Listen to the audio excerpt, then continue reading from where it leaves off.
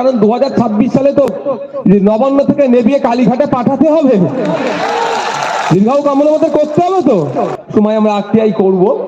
তো কথা হচ্ছে ছাড়ার কোনো জায়গা নেই। বালি চুরির টাকা কি কয়লা চুরির টাকা কি আমাদের বাড়ির ছেলেদের মেধা বিক্রির টাকা, সেটা দেখতে হবে না আমাদেরকে? না আমাদের বাড়ির বাচ্চারা যে স্কুলে মিড ডে মিলে স্কুলে যায় যে মিড ডে মিলটা খেচ্ছে ওর দুর্নীতির টাকা এটা দিচ্ছে কি দেখতে হবে না আমাদেরকে? সেটা তো করবো আর সময় আরটিআই। তো বলছি এটা শুধু ভোটের চমকের জন্য এটা করা হচ্ছে। ডিস্টার্ব করবে বলে বিভিন্ন জায়গায় ছোট বড় প্রোগ্রাম নামিয়েছে, শুনেছি নাকি কোথাও আটকাচ্ছে। যাই করুক না কেন, আমি একটা জিনিস কি বুঝি জানেন, আমার যা লোক প্রোগ্রামে আমাদের আসবে তার কয়েক গুণ বেশি ভোট বাক্সে যাবে। কারণ কি, স্বাভাবিকভাবে হয়তো ভয়কে রক্তচক্ষুকে উপেক্ষা করে আসতে পারছে না, ঠিক কথা, কিন্তু ইভিএম মেশিনের সামনে তো গিয়ে সে আর ইভিএম মেশিন তৃতীয় কাউকে তো দাঁড়াতে দেব না। বিগত দিনে অভিষেক বাবু কি করেছে দেখার দরকার নয়, আগামী দিনে নির্বাচন 2024-এ নির্বাচন হবে, ইভিএম মেশিনের সামনে ভোটার আর ইভিএম মেশিন থাকবে, তৃতীয় কাউকে দাঁড়াতে সেখানে দেবে না আইএসএফ। ইচ্ছা হলে আইএসএফ কে ভোট দেবে, ইচ্ছা না হলে আইএসএফ এর বিপক্ষে ভোট দেবে। অভিষেক বাবুর পিছনে ওখানে কোনো লোককে দাঁড় করাতে পারবে না, এটা আমি চ্যালেঞ্জ দিয়ে গেলাম। আর এই দুর্নামি, মস্তানি, ধমকানো, চমকানো, মানুষের অধিকার লুট করে নিও, এর বিরুদ্ধে ভোট আগামী 24-এ ইভিএম মেশিনে জবাব দিতে হবে। কি প্রস্তুত আছেন তো নাকি মায়েরা? প্রস্তুত আছেন তো নাকি? আমি ভেবে পাচ্ছি না, কদিন আগে গণতন্ত্রের বুলিয়া উড়াচ্ছিলেন অভিষেক বাবু, গণতন্ত্রের বুলিয়া উড়াচ্ছিলেন যে গণতান্ত্রিক রাষ্ট্রে যে যেখানে পারে সেখানে কন্টেস্ট করতে পারে। কদিন আগে শুনছিলাম আর হাসছিলাম, যাদের হাতে গণতন্ত্র সব থেকে বেশি আক্রান্ত তারাই বেশি আবার গণতন্ত্রের বুলিয়া উড়াচ্ছে। কি বলছিল যে মোদিজি এসে কন্টেস্ট করুক, হ্যান করুক, অনেক কথা বলছিল।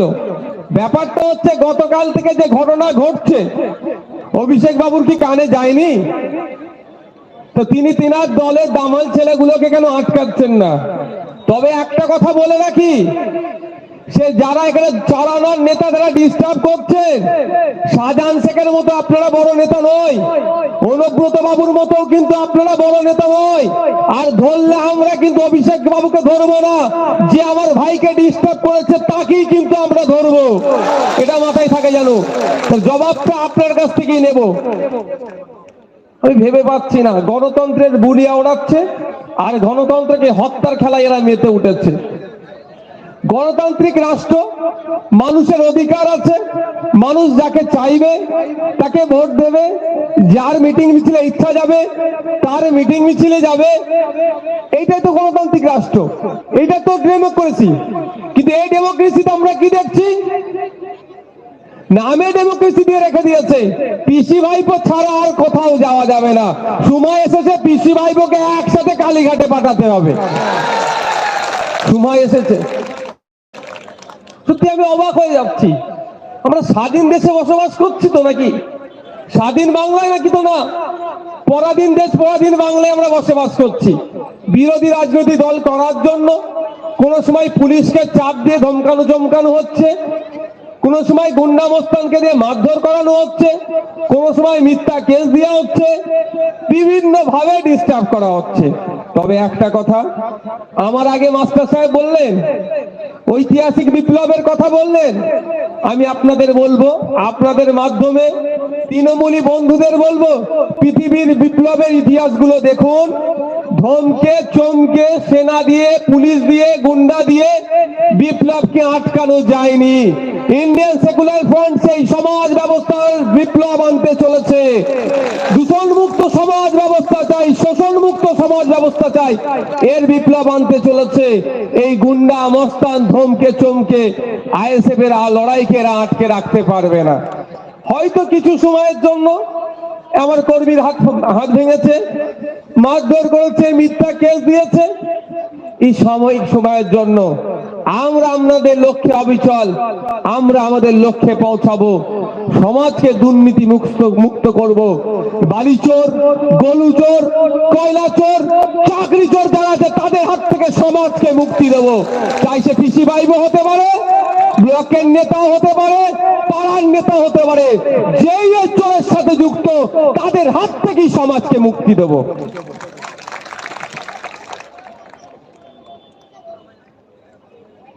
তার হাত থেকে সমাজকে মুক্তি দেবো। আমরা এখানে আজ কি লক্ষ্যে নিয়ে এসেছি, আজকে প্রোগ্রাম আমাদের কি আছে, কেন্দ্রের যে বিজেপি সরকার আছে তার যে সাম্প্রদায়িক রাজনীতির বিরোধিতা করে এবং আমাদের রাজ্যে যে তৃণমূল কংগ্রেসের সরকার চলছে তার দুর্নীতি, অপশাসন এবং বিরোধী কণ্ঠকে যে রোধ করার চেষ্টা চলছে, এর বিরুদ্ধে আমাদের জনসভা। আমি ধন্যবাদ জানাই এত মানুষ উপস্থিত হয়েছেন এত ভয়কে উপেক্ষা করে। অবাক লাগছে, কোথায় ফোন করতে গেলে কমুককে বলতে হবে, কোথায় ফোন করতে গেলে তামুককে জানাতে হবে। সময় ঘনিয়ে এসেছে, অপেক্ষা করুন। আমরা ভুলে যাচ্ছি না এই ডায়মন্ড হারবারের কথা, স্পেশাল ইকোনমিক জোন ফলতার কথা।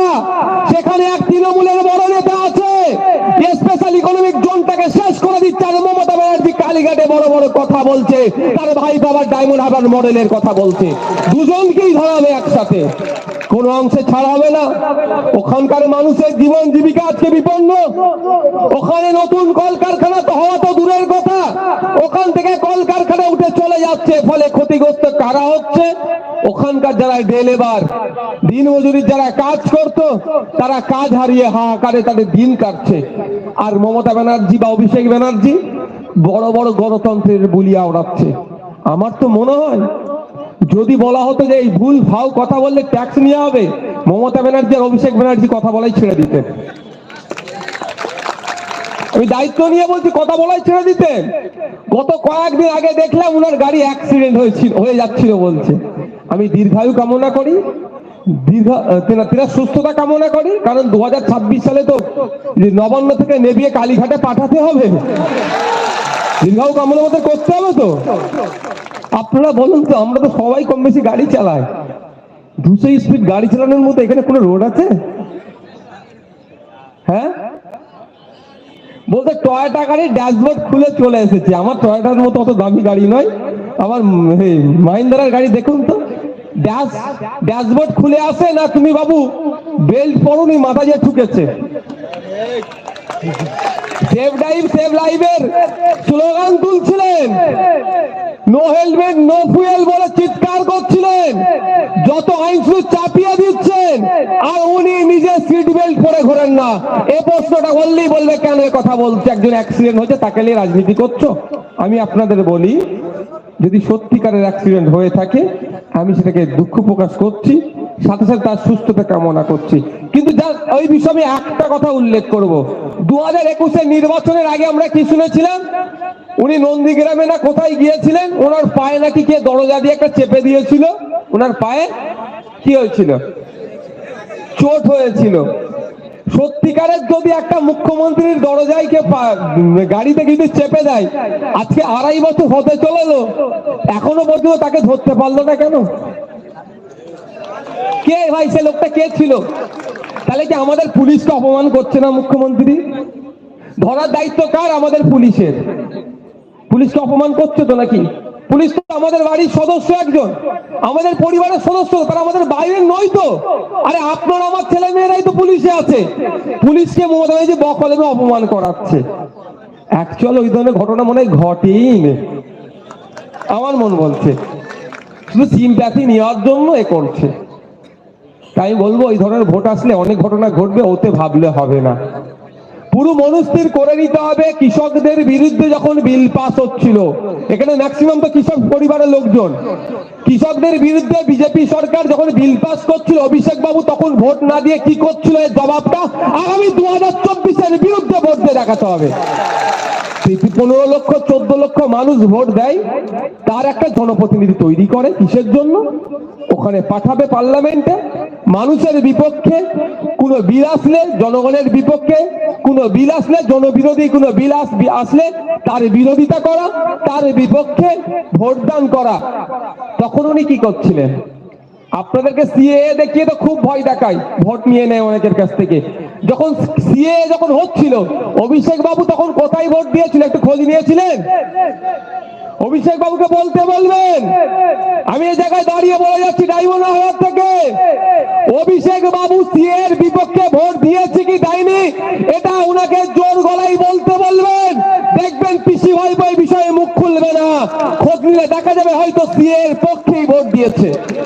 আপনাদের এমপি আপনাদের ভোট নিয়ে সিএ এর পক্ষে ভোট দিয়েছে, খোঁজ নিয়ে দেখুন। তাহলে আমরা কাকে পাঠাচ্ছি? কাকে আমরা পাঠাচ্ছি?